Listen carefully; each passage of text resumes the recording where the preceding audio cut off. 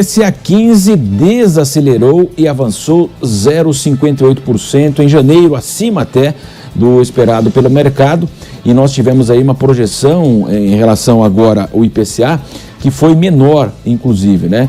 Porque a expectativa era dezembro 0,78%, que nós tivemos aí. O IPCA 15 é uma prévia da inflação. Então, houve um recuo importante, já que nós temos aí, nos últimos 12 meses, 10,22%, ou seja, uma inflação na casa de 2 dígitos nos últimos 12 meses. E houve, então, uma desaceleração, 0,78 para 0,58.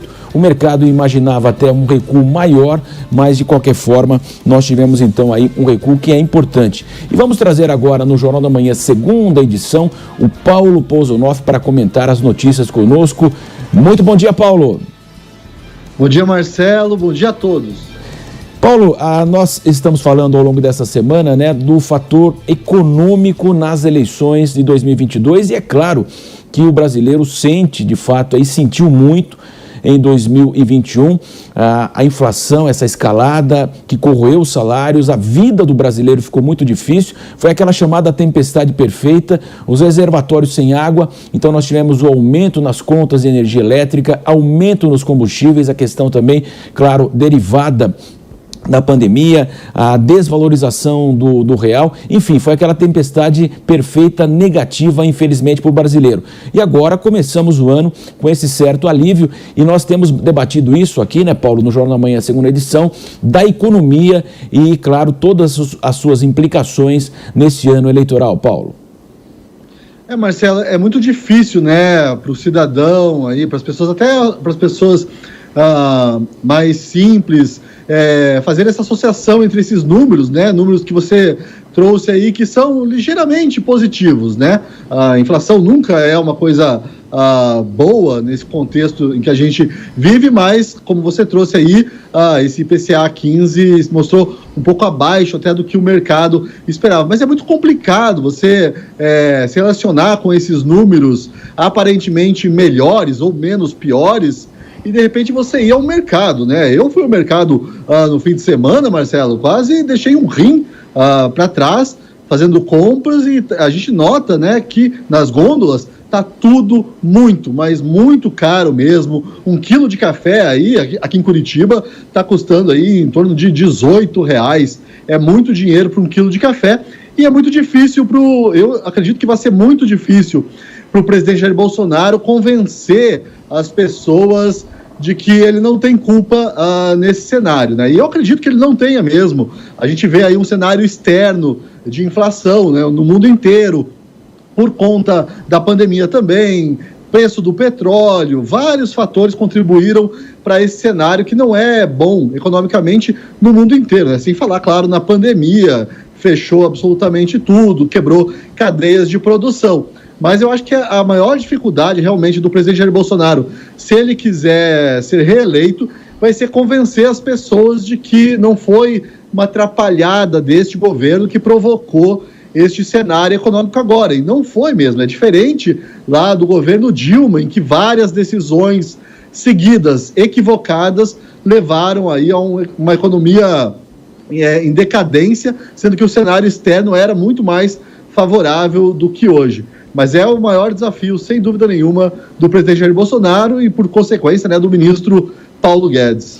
Sem dúvida, né, Paulo? Como você disse, né, quando a gente fala que a inflação nos últimos 12 meses ela chegou em 10,22%, ou seja, na casa de 2 dígitos, e há muito tempo isso não acontecia, felizmente, no Brasil. Isso é uma média, né? Mas isso que você falou, quer dizer, o Brasil é o maior produtor de café do mundo.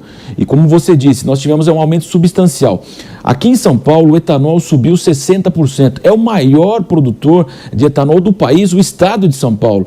E que poderia ser uma alternativa agora, justamente é o combustível, a gasolina, que é do petróleo, que tem todas as suas implicações internacionais, é uma commodity que recebe oscilações lá da OPEP, que é o cartel que é formado pelos grandes produtores, que reduziu, portanto não quis aumentar, e isso também trouxe implicações, como você disse. Claro, quando você mexe no transporte, né, você tem aí um reflexo para tudo. O diesel, a gasolina subiram mais de 50% no Brasil em 2021. E um detalhe importante, nós abrimos aqui falando da arrecadação federal, ela foi recorde, 1,87 trilhão, um recorde para 2021. São Paulo terá um orçamento capital aqui também o recorde, 82,7 bi, um aumento de 21% na estimativa para 2022. E o estado de São Paulo também recorde, 2,86 bi, 17% de aumento. O que é isso, né, Paulo? Claro que tudo subiu no Brasil, a arrecadação acompanhou, quer dizer, os governos, eles ficaram mais ricos com essa arrecadação e o brasileiro mais pobre. Como sempre, né, Marcelo? Essa arrecadação, esse aumento de arrecadação é via inflação, né? E é muito importante, eu acho que é muito importante nesse ano eleitoral é complicado, eu não acredito que nenhuma reforma administrativa vá passar no Congresso, nenhuma reforma tributária que realmente diminua a carga tributária no Brasil vá passar no Congresso, né? A gente tem essa discussão sobre a correção da tabela do imposto de renda, que é um verdadeiro absurdo, mas é importante, e é difícil até para a população se mobilizar para essas pautas em ano eleitoral, mas é importante a população se mobilizar, fazer pressão aí sobre os governos, não só o governo federal, que sempre sofre pressão, e assim, uma pressão até justa, mas também fazer pressão sobre os governos estaduais, porque o ICMS sobre os combustíveis realmente ele é muito alto, né? A menor alíquota no Brasil, aí nos estados mais distantes, é de 25%. No Rio de Janeiro, que tem refinaria ali próxima, é um estado, né, que tem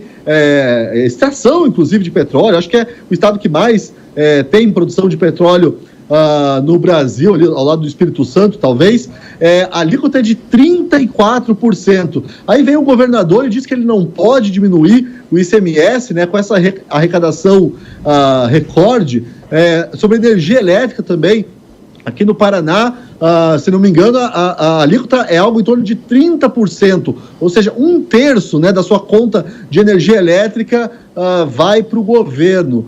Então, realmente, esse ano é um ano que seria um ano, se não fosse um ano eleitoral, seria o ano da gente fazer pressão para que o Estado aliviasse um pouco, né, a nossa vida, Marcelo, porque até ontem, se não me engano, vi aqui na Jovem Pan uma matéria mostrando que tem muita gente deixando de pagar a conta de luz para poder fazer compra no supermercado, uma troca aí que eu acho mais do que legítima. Sem dúvida, as pessoas estão escolhendo de fato aí qual conta que vão deixar, essa vou pagar o mês que vem, essa. Infelizmente, isso está cada vez mais comum no Brasil. Daqui a pouco você volta, Paulo, conosco aqui no